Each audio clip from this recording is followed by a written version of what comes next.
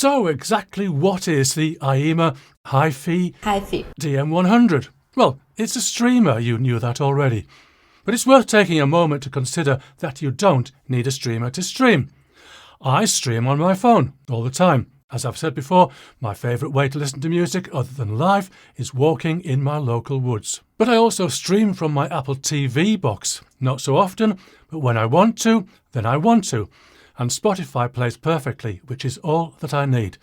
And of course, I can stream from my computer. I'm not much into background music, but I can if I want to. I'd be surprised if you, dear viewer, couldn't stream in these ways already.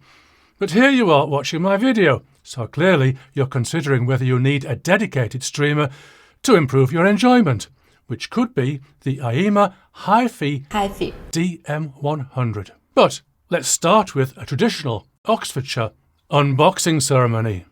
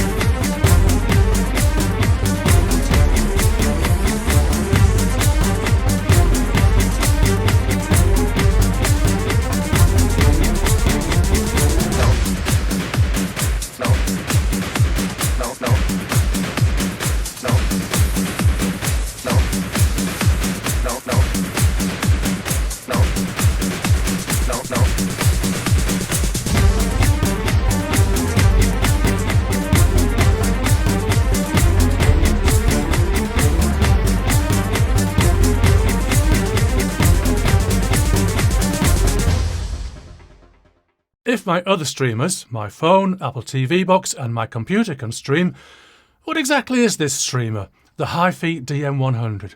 Let me put it like this. What you get with the DM100 is basically a very well-featured smartphone, without the phone, camera and microphone. It runs the Android operating system, and on that you can, or at least should be able to, run almost any compatible app.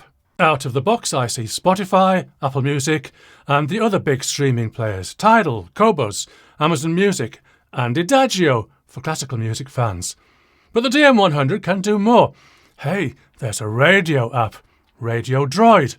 This is what I see when I open it. Oh dear, it doesn't work. Well, that's what I thought, and I checked all the options. But silly me, I just had to swipe left. And swiping left some more, I got loads of stations and TV. Here's audio direct from BBC One TV. Don't hurt your back. You're welcome for cleaning the floor. Oh my goodness, I'm just watching all of you. It's really interesting because you get. If you're in the UK and you recognise the programme, honestly, you need to get out more. Buoyed by this success, I tried the Apple Podcast app. I have to say that my Chinese is not the best, but Google Translate on my phone can have a go. I have, of course, set my location to UK and language to English in the DM100 settings. So, until further information comes to hand, podcasts, there will be none. So, this is probably a good time for my biggest gripe about the DM100. The manual. There is one, but it's thin. Very thin. And that's both English and Chinese. I would, however, point you to a video from Aiyima, which I've linked in the description. It has good detail about the DM100 itself, but, as I think we might expect, individual apps have laws unto themselves. Anyway, having said that, I'll backtrack and say again that the Spotify app works nicely, and I presume the other streaming apps will too. There are lots of stations on Radio Droid, and plenty to discover that you probably don't get over the airwaves. Anyone who buys the DM100 is likely to buy it as a streamer.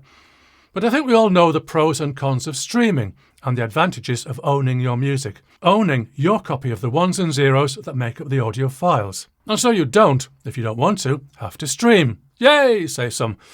Quite a few, I think, considering comments I've received on other videos I've made that mention streaming. The DM100 has, according to the spec, 64 gig internally, nearly 50 available out of the box, which may seem like a lot if you're going to store AAC files, or maybe MP3s for old-timer diehards, but if you're storing lossless WAV, or even FLAC, then it's really not so much. Your complete collections of Led Zeppelin, Pink Floyd, and the Grateful Dead as waves would probably fit. I mentioned old-timers, didn't I? But space is getting short, and your full catalogue of old guys' music might not. But if you take a look down below at the DM100's less viewed surface, there's a hatch that leads to a slot for an M.2 NVMe module. It's not as complicated as it sounds. Up to 4 terabytes. Now, that's a lot of music. If you listen to FLACs for 2 hours a day, that might last you well into your retirement. Or perhaps even further. All this potential storage is great, but how do you get your music onto the DM100? I thought the classic Dark Side of the Moon would be a good idea. Just for fun, well, a strange kind of fun, I took up my Windows laptop and ripped my CD copy using the EAC Exact Audio Copy software, which kindly named the tracks correctly and added metadata and album art. I put that in a folder and copied it via a USB stick to the DM100. Perfect. Well, almost. Not gapless. Maybe a third-party player app might do that. I like my hardware to be easy to operate. My software too. Put hardware and software together and, well, things can happen. I can't possibly quibble about the physical nature of the DM100. It looks and feels like a quality piece of equipment, which it is, and the touchscreen is responsive and works well. It is, I suppose, in the nature of a vertical touchscreen that it needs a bit of flexibility in the wrist to use it fluently. But vertical it is, and that's that. When we come to the software, however, the apps, whether they make best use of that touchscreen is open to question. Using Spotify as an example, it's all too small. Not the screen, the contents of the screen. You'll need really sharp fingers to be sure of tapping what you want to tap, and unlike your phone, you can't zoom in or out with a multi-touch gesture. If you want a bigger screen, just to look at of course, there's an HDMI output. There is a remote control, which you might have seen in the unboxing. It's pretty standard. But you can also control the DM100 from your phone with the Play Remote app. Much better for relaxing while listening. It took me a while to find screen mirroring. It's called casting. But I found it, and I can control the DM100 from a comfortable horizontal position on my sofa. So, how does the DM100 sound? After, does it do what I want it to do? This is probably the most important question on an audiophile's mind. What if I said that it sounds neutral? Well, it sounds neutral to me, but then most things with decent specs do. To me, maybe not to you. But hey, what we have here is a streamer. It streams. It streams to digital outputs. There isn't any analogue of any kind on the DM100, either inside or out. Well, I don't have any evidence of what's going on inside, but externally there are no analogue connections. Everything is digital. So I think it's fair to say that the DM100 doesn't have a sound. Any type of sound you perceive is going to be in your DAC, your headphone amp, or your regular amp and speakers, and of course your listening room, and your ears. In fact, I'd go so far as to say that if the DM100 had a sound, that would be a flaw. And so we come to the big question, should you buy it? Well, I can't answer that for you, but I can for myself. Would I buy the HYFIOO DM100? I have to say no. I can get all the streaming I want from my phone, my Apple TV box and my computer, simply and easily. To me, the DM100 adds complication to what I can do already. But the DM100 has a lot to do and a lot of apps to run.